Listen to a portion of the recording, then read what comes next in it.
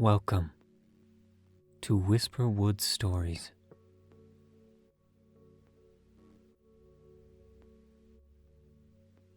Our first story is from Risk Fantastic.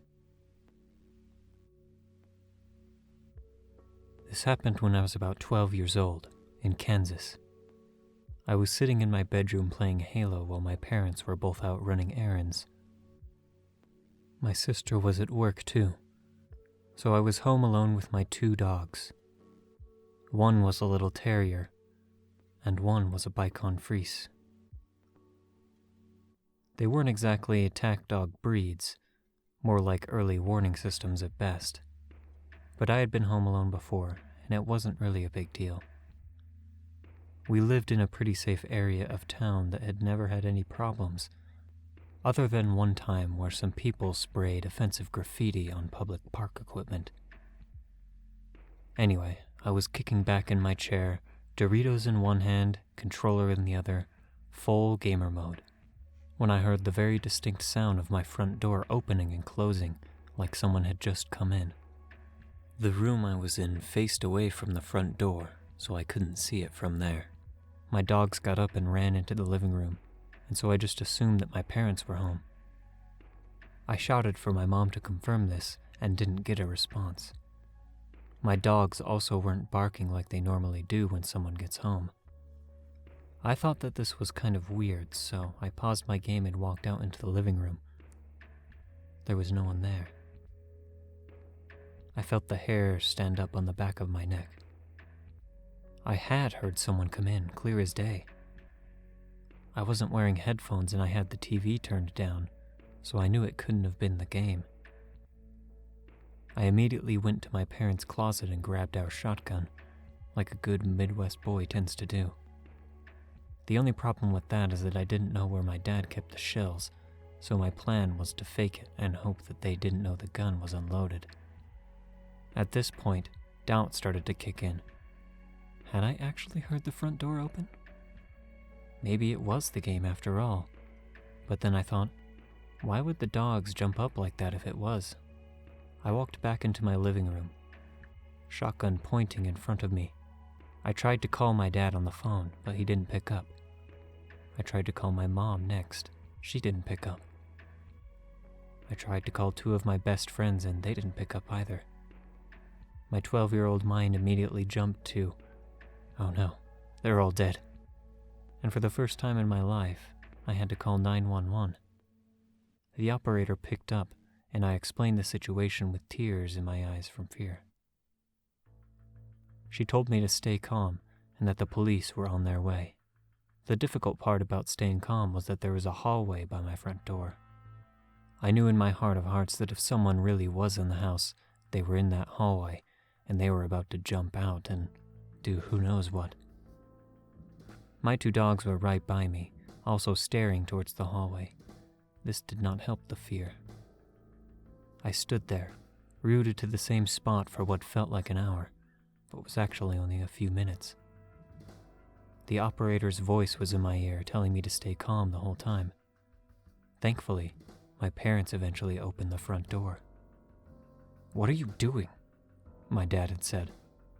I explained to him that I had heard the front door open and that I thought someone was in the house, and he grabbed a pistol that was in the front room. I didn't know that was there. Thanks, Dad. I always thought it would be cool to go around clearing rooms like a SWAT team member, but I nearly soiled myself every time I was opening a door in the house. We didn't find anything or anyone. The police arrived shortly after and told us that this had been happening over the past few weeks. These criminals would wait until the homeowners leave, check the door, and if it's unlocked, they would go take valuables inside. They said that whoever had gone into the house probably left when they heard someone was home. This didn't sit right with me, because I only heard the door open and close once. Ever since this happened, I have triple-checked every door and window lock whenever I am home alone. To whoever walked into my house that day, I never saw you, and I hope I really never do.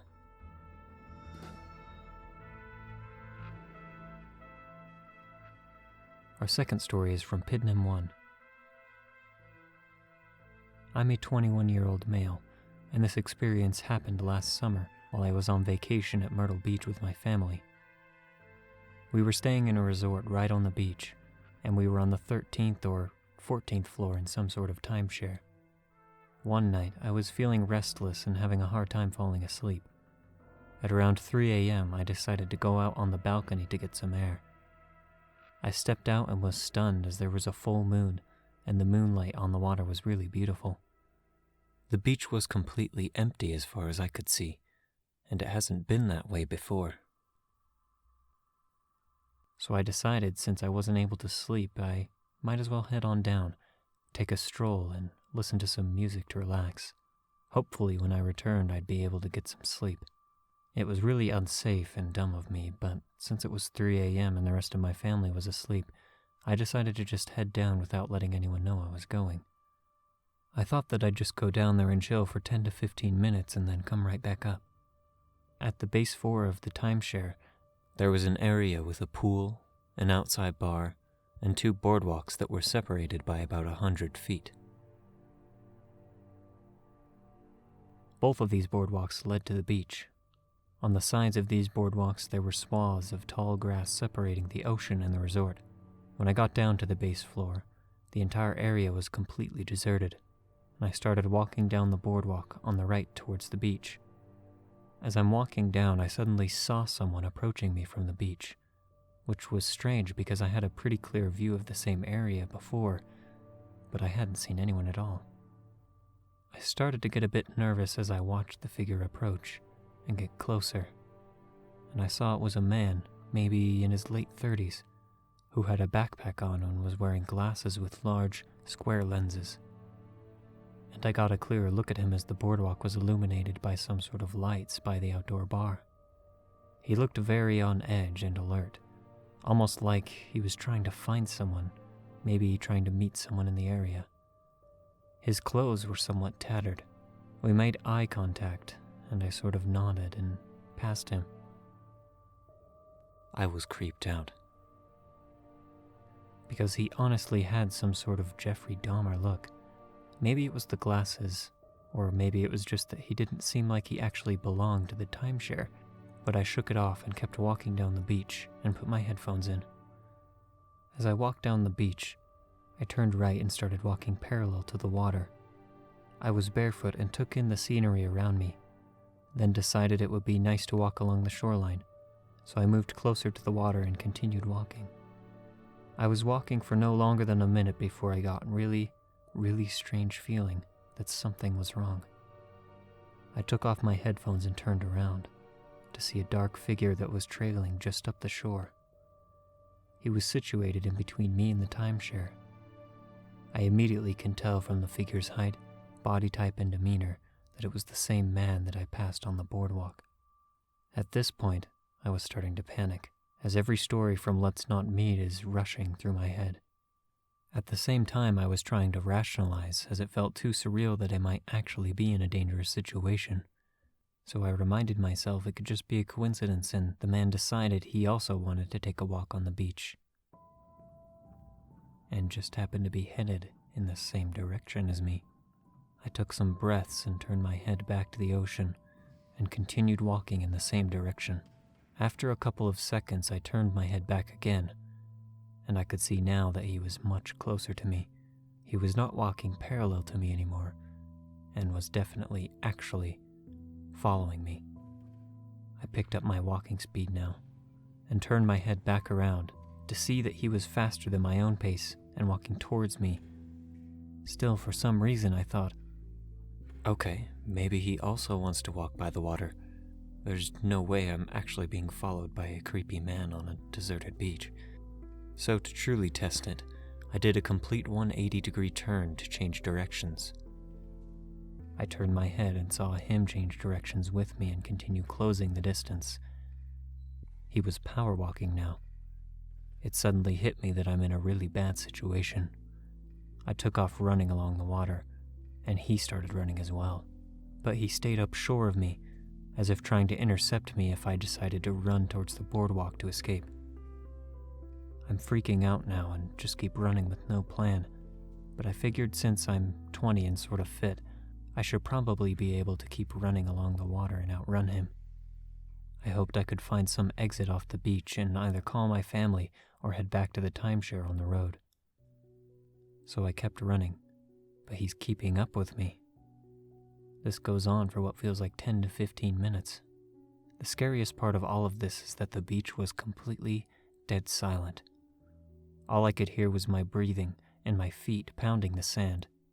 When I turned again, I saw his shadowy figure up shore.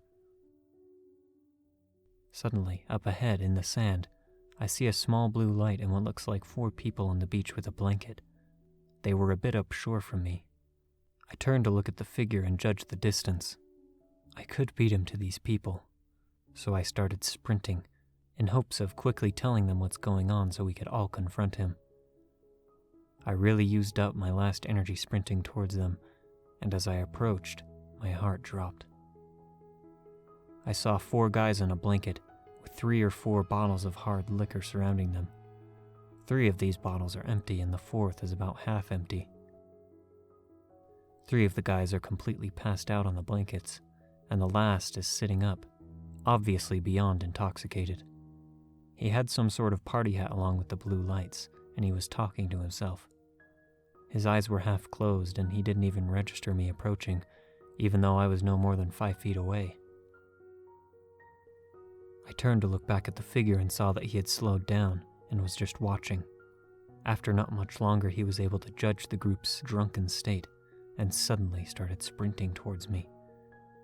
As he got closer, the nearly passed out guy's blue light illuminated on him, and I could clearly see that it's the same guy from before.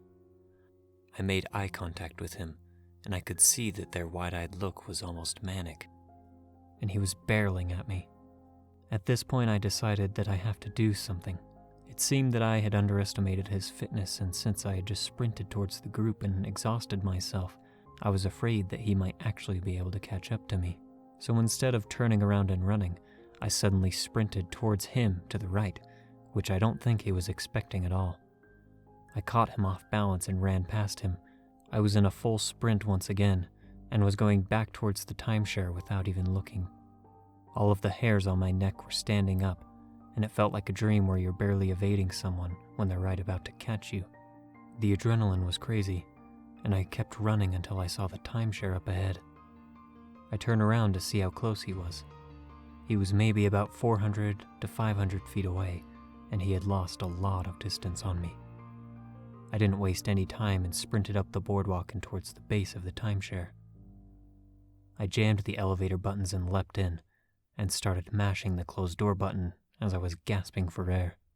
The door closed and I hit the button for my floor, and when the elevator reached my floor, I literally sprinted back to my room, opened the door, slammed the door behind me and locked it. I was breathing heavily and I dropped to the floor just to sit there for a minute. I couldn't believe what just happened. I snuck over to my room as I was literally afraid that he might be able to see me through the window or in our balcony. Let's just say that I definitely wasn't going to sleep after that.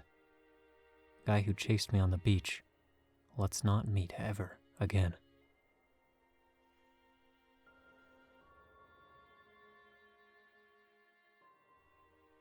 Thank you for listening to Whisperwood Stories. If you enjoyed, be sure to comment, like, and subscribe down below. Do you have something you'd like to submit? Your own story that you'd like me to read here? Then send it to whisperwoodsubmissions@gmail.com. Thanks for listening, and don't let the shadows get too close.